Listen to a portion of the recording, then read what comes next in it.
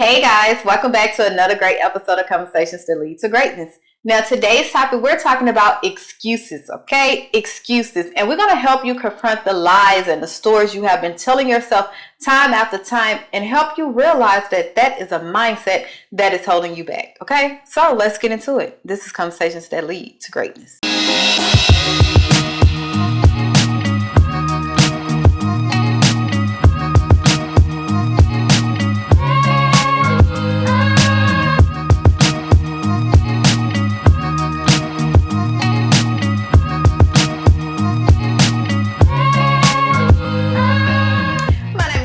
And I'm Lester Smith. And welcome back to our podcast, guys, where we educate, motivate, and inspire you to break free of your limiting mindsets in marriage, faith, and finance that hinders your ability to create the life you desire.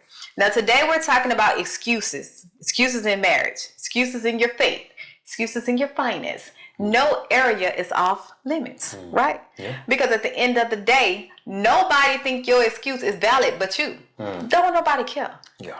So we're gonna get into that thing. Oh, yeah. You ready for this one? We haven't did this topic in a minute. Yeah. Well, you know, what kind of excuse you got for this topic? Why we ain't did this topic? Well, and we had other things, okay? All right, dude. So before we jump in, guys, if you have not already subscribed, what are you waiting on? Subscribe to our YouTube channel and join the family of like-minded individuals that is tapping into our greatness, okay? Mm-hmm. So let's get into it. Mm-hmm. I don't know. They always want to call while we on here. Yeah, but anyway, guys. Yeah. I remember a teacher of mine, probably when I was around the 6th or 7th grade. She said, excuses are worn out tools to build monuments of nothing. Mm-hmm. She used to always say that, and I've been out of school for many years. I think that was probably like 6th or 7th grade. And it still is, she said it so much that it's ingrained in my mind.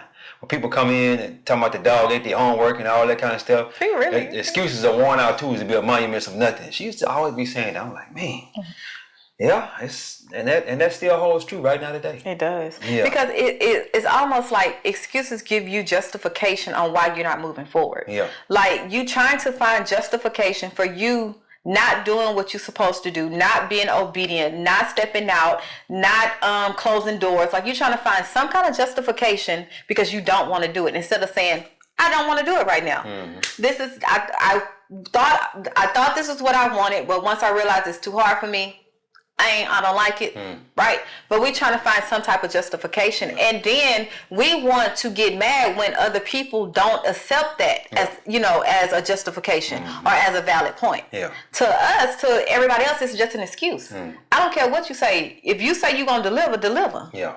Like your excuse don't mean nothing to me once you promised or gave your word. Yeah. So I think we have to understand that mindset of trying to justify everything to make yourself feel better, that is what's holding you back. That is what's keeping you stuck in the same person year after year after year. That is what's keeping you stuck. Yeah. And you have to confront the stories, the lies that you're telling yourself. You got to confront it. You got to be like, man, you know what? Let me be 100% honest with myself. Like, I said I was going to go. Maybe I said it out of obligation, or I just said it at the spur of the moment. It wasn't an obligation. You just didn't want to say no. Yeah. Yeah. All right, out of obligation because I'm obligated to you or something like that. You're not obligated. You're not obligated to him. Let me tell you what I mean when I say that. Okay. I had a friend, he asked me to help him move a while back.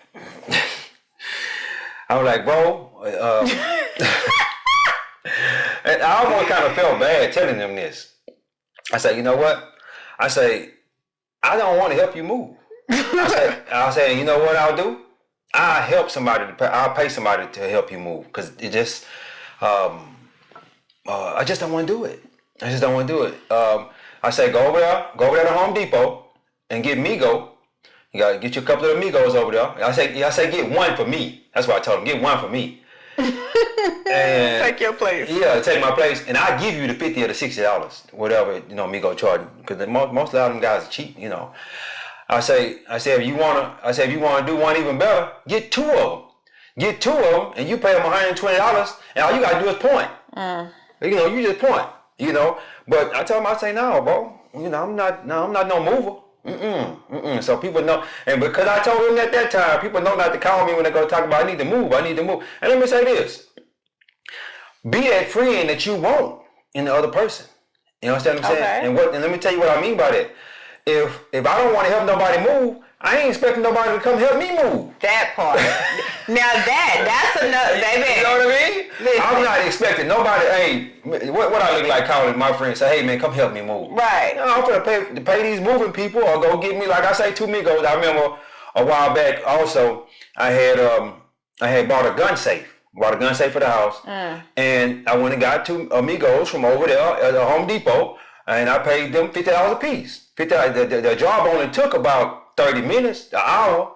I already had the safe on the back of the truck. I drove over to Home Depot, picked them up, and said, "Hey, y'all, come on, help me get this safe off the back of the truck."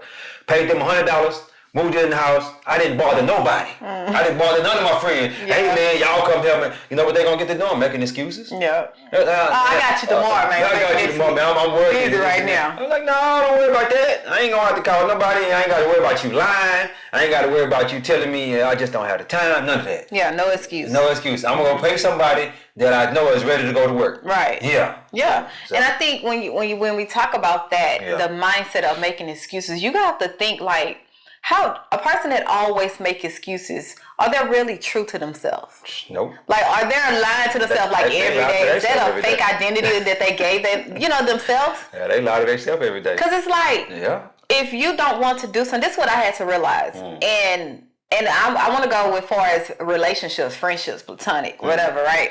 Yeah. If you don't want to do something, your no mean no and your yes mean yes. And it's okay. Yeah. It's okay.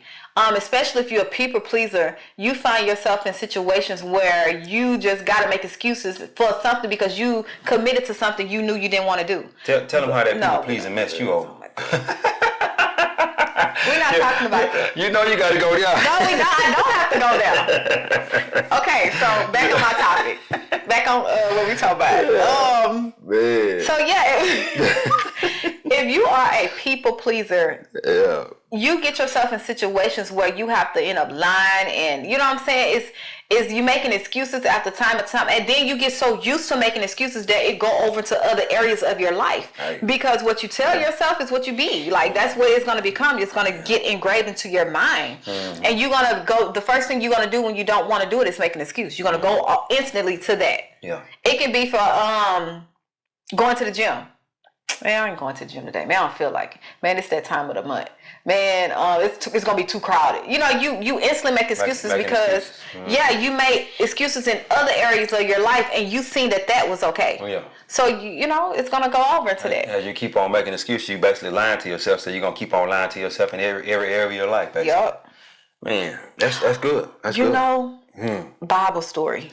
In the Bible, because we come from that. What was the guy by the pool in Bethesda? Is it Bathsheba? No, in whatever. She was taking a bath. No, the lame guy that was lying by the pool. Okay. And God asked him, "Do you want to be made whole? Do you want to be healed?" Yeah. And he, instead of saying yes, he came up with all these excuses. Well, when the angel come to stir the water, I had no one to put me in. Yeah. And when I come, somebody jump in. It was like he gave all these excuses. And all Jesus asked him was, do you want to be whole? Yeah. Do you want to be healed? I would have left him right there. I would have left him right there. You making all this, don't worry about it, bro. Don't even worry about it. Just walked out. That's what I would have did. So, and this is the thing. Yeah. He gave all those excuses, right? Mm. And even God asked him, so he didn't even entertain that. He was just like, man, get up. Yeah. Like, get up and walk, bro. Like, do you not know what's in your presence? Yeah. The healer is here. Yeah. You still making the excuse. Mm-hmm. The healer is here. Mm. All I ask you, how bad do you want it? Yeah.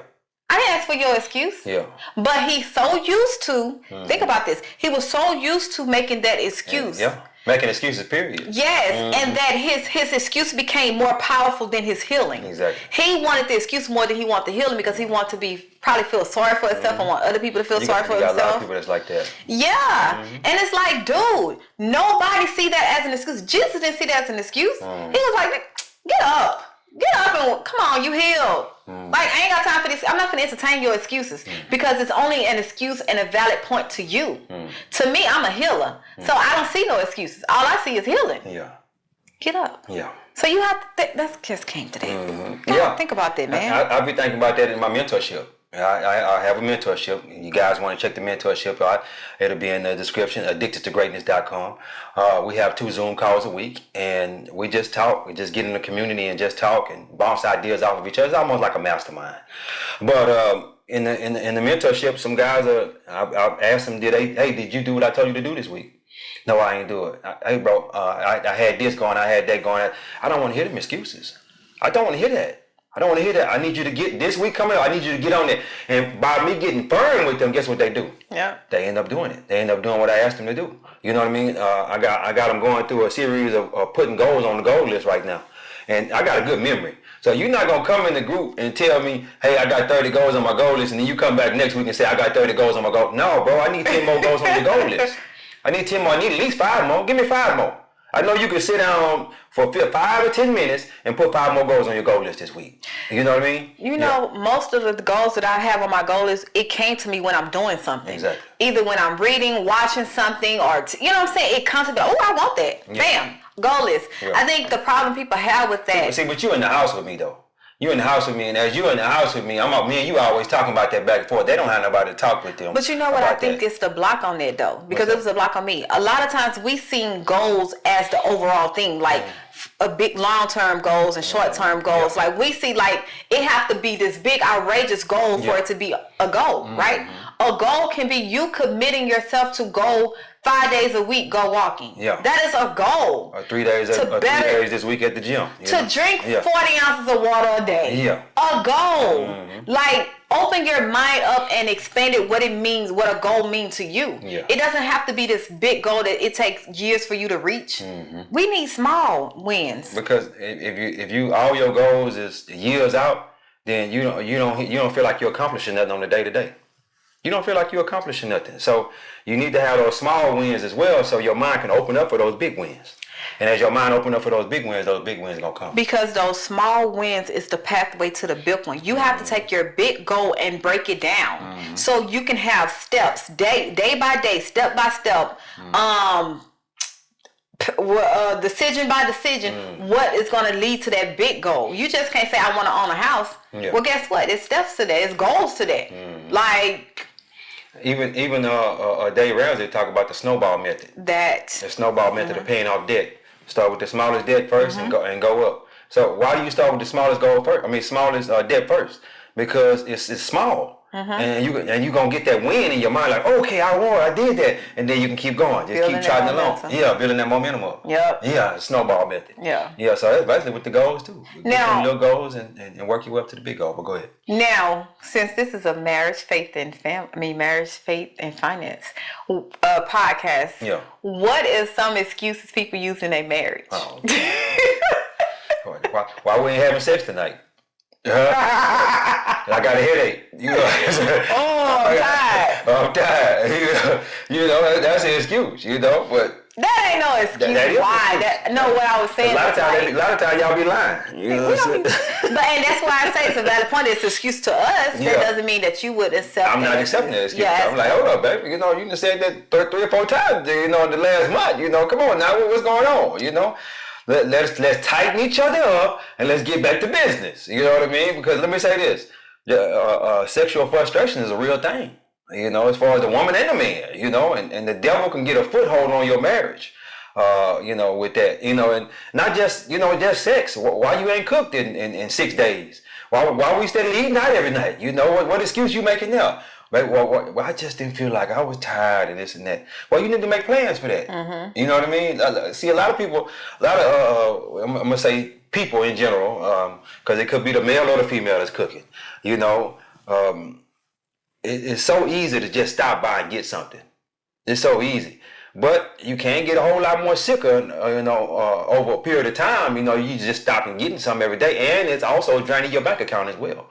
So but if you plan for that, so be like, when you and your wife lay down the night before, like, hey, babe, I'm gonna cook tomorrow. What do you want to eat? So you already got it on your mind, or husband say, hey, babe, I want you to cook something tomorrow night. So that don't leave her for no excuses. Right. And I read this in the book as well.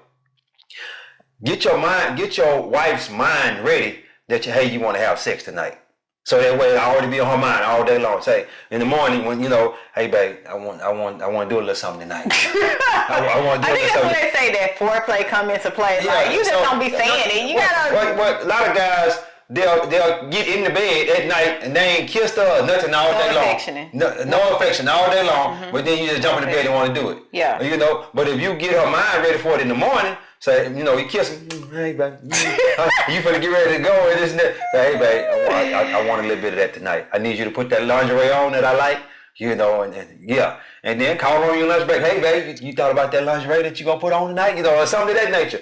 Get her mind ready for that. Don't just all of a sudden you just get to bed and just say, hey, let's do it. Hey. Yeah, you ain't did nothing towards that all day long. Got some pressure I need to release. Yeah. Don't do that. Don't do that. But you don't leave her for no excuses when you do it the way I just told you to do it. She can't keep making up all of it. Oh, I got a headache. All of a sudden she got a headache. All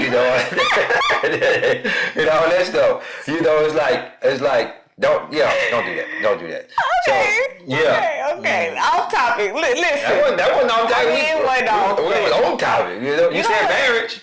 Yeah, but you know what helped me realize, like excuses is nothing but the limitation that you accepted for yourself. Okay. Like people would say, my marriage would be better if this person changed. I would invest, but we in too much debt right now. Yeah. Or I would start this business, but I don't have time. Right? It's like I would do this. But like we did a video, get your butt out the way, because when you put that but, you insert your limitation there, and now you take on the whole identity of that limitation, and it becomes you, right? Yeah. So your excuses is nothing but the limitations you have accepted. That's it. Because at the end of the day, find a solution. Yeah. Don't sit there and look at the problem and put your butt in the way. Yeah. Find a solution. If you know you need to be making money, or you know you need to better your marriage, find a solution to that. Don't be putting on somebody else. Well, it would be better if she or if he did this. What about you? What role did you play? Yeah. Because you can only change yourself. You can't change nobody. Exactly. You can only control you. Yeah. So therefore, look at what excuses you are putting into the atmosphere and what excuses and limitations you are accepting, and then go from there. Because that's all it is. It's just a limitation that you accepted. Exactly. And a lot of times we get busy trying to change the other person instead of changing ourselves. Yeah. We stay busy trying to. Yeah. Go ahead. Somebody said that marriage is not a project. I forgot. I don't know. We was listening to somebody. I think it was Myron Golden. But he said if you are getting married, you got married because you thought your spouse was going to be another project for you. You're going to end up in divorce. Exactly. Marriage is not a project. You can't fix nobody but yourself. Yeah. The only project in the marriage is you. Yeah. Like you can't sit there and I'm gonna build the bell. Build the perfect man. I remember when we were struggling. And I say, Lord, you need to change this woman. Change this woman, Lord. He said, no, you need to change. And when I started changing, she started changing. And more than one area, It's like, fix yourself first. And then, like Jesus said, take the speck out of your own eye. And then help them get the speck out of their eye. Something of that nature. But yeah. Most definitely, work on yourself first. Work on yourself and stop making excuses for yourself why you haven't changed. Yeah. Because we as individuals, we can call out everybody else's wrongs and you need to do this and you need to do that. But when it comes to us, we don't even see that. We can't take it. Yeah, we can't take it. We can't take it being called out. No, we can't take it. And then don't call out nobody's excuse. Like, don't call and say, man, that ain't nothing but an excuse. Don't call that out. Yeah. Don't do that. They're going to blow up on you. You're going to lose some friends. Yeah. You're going to lose some relationship. You're going to lose some, baby. People do not like accountability. Yeah. They do not. So if you're a person that don't like accountability, guarantee you already clicked off this video. Yeah. And that's okay. It will be here. They didn't hear you say that. They gone. Listen, you probably clicked out now. Yeah. But it is okay because this video will be here when you're ready to hear it. Yeah, exactly. I always say people are not ready for the truth unless they are ready to open their ear to receive truth. You ain't going to hear truth. You're not going to hear it. One thing I realized, when you're ready for the truth, God reveals it to you. He reveals it. So if it's your first time watching this, you was ready for the truth. Yeah. And look, and you're going to watch it all the way to the end because you want to hear this. But it's a whole lot of people that started this video and they just clicked off and went somewhere else. You know what I mean? And that's how YouTube the algorithm works. If everybody that's watching the video watch it all the way through, keep YouTube will keep showing it to people. Pushing it, keep pushing it out. But as people click off and this and that, and the video will die. Basically, what I'm trying to say. But that accountability, man. You gotta have accountability for yourself. Man, You gotta be accountable for yourself. You know, if you want somebody else to change yourself. You know what I mean? I don't want nobody calling on me to come help them move. So I'm not gonna call on them. And be that friend. Be that friend. Yeah. Now, if you want to be the friend that can that a person can borrow money from you, or you can borrow money from another person, then be that friend as well. You know, don't get to making excuses like, oh, I ain't got it, man, and this and that. You know, just be ready for that when you come around and ask them to borrow some money. You know, or what type of person you are. You know, and Myron Golden also says, if you want to be better at sales, be better at buying. Just think about that. If you want to be better at sales, be better at buying. When a person comes to you in the store and let's say you go in the shoe store, you're like, I don't need nothing. I'm good. I'm just shopping. You know, no, be better at buying. Say, hey, can you help me? Can you help me over here? Do y'all have such and such shoe and such size? Or do y'all just spark up a conversation with the person? Yeah. You know what I mean? Even though you might not buy nothing, just a lot of people just want something to talk about. They need somebody to talk to. And when you go in there, just start talking to them. Hold a conversation with them. And a lot of times you'll realize, this is what I realized in these last 5 years of networking with people. You'll realize the person has something that you need. And I've saved a lot of people's numbers in my phone over these last 5 years. And I'm using some of them people now that I've saved in my phone 5 years ago or 4 years ago. You know, but I wasn't ready for them at that time, but I need them now. Yeah. You know what I mean? Yep. Yeah. The time has come. Yeah, the time has come. The time has come. So yeah, guys, we just want you to look at the stories and the lies and the limitations and excuses you have been telling yourself on why you can't think bigger or why you can't put 100 goals on your goal list, why you can't save money, why you can't get out of debt. Like, we talked about finance, did we? Yeah, I know, right?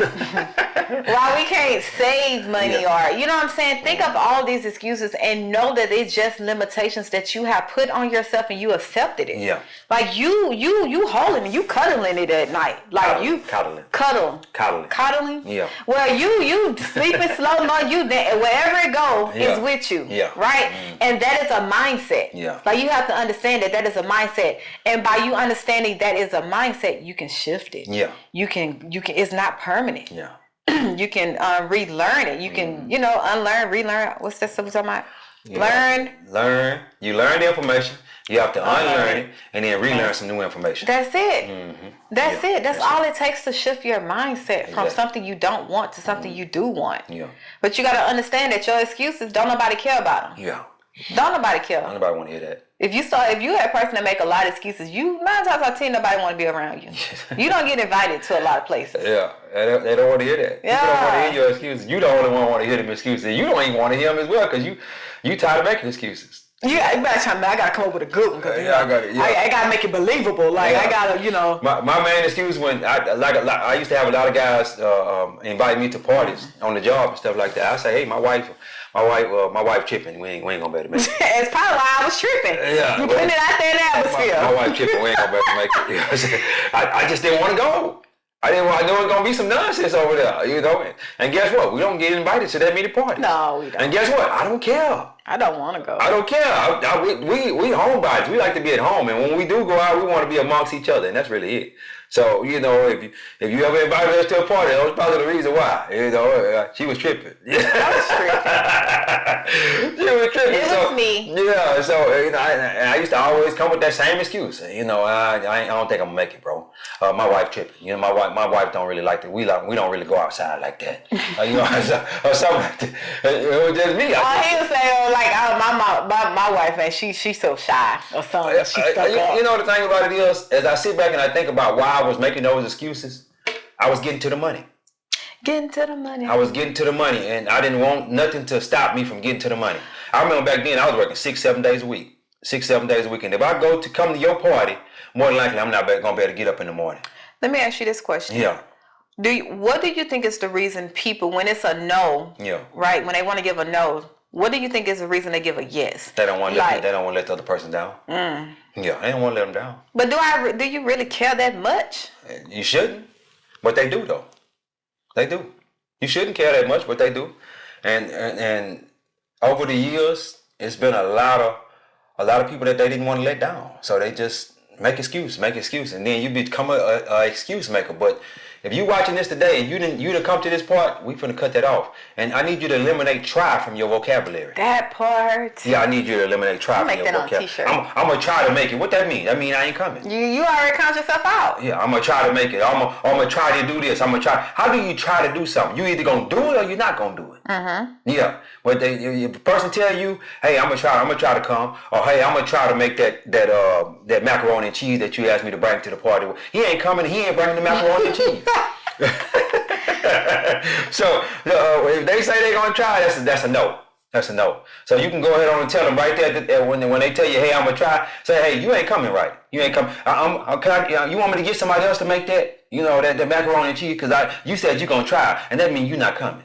So let's eliminate try from our vocabulary. Let's do that. Let's do that in 2025. For the rest of 2025, and 2026, and 2027. For the rest of your life. For the rest of your life, let's eliminate try from our vocabulary. Yes. Me and her, we catch each other all the time. She'll say, I'm gonna try, or I'm trying to do this. No. We ain't doing that. No, we ain't doing that. We're not doing that in this house. Let's eliminate that. But anyway, guys. Yeah, guys. So that's it. That's all we had, Pappy. Yeah, all right then. Listen. Don't nobody care about your excuse. Yeah. You don't even care really. Exactly. You just lying to yourself. You just don't want it as bad as you portray. Yeah. And it's okay. Yeah. Just be true to you, boo. Be true to you. Guys, we created a new ebook. Ooh. A new ebook. We created assets over liabilities. How to make your, what was it?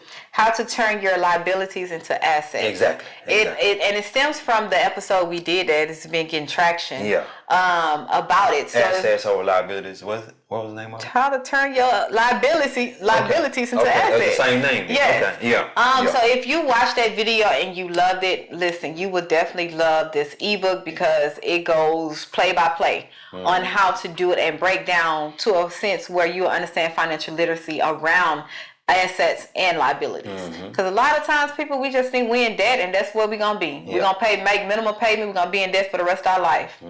Listen, turn them liabilities to having working for you. Exactly. What's the point? Exactly. Of having it? Yeah.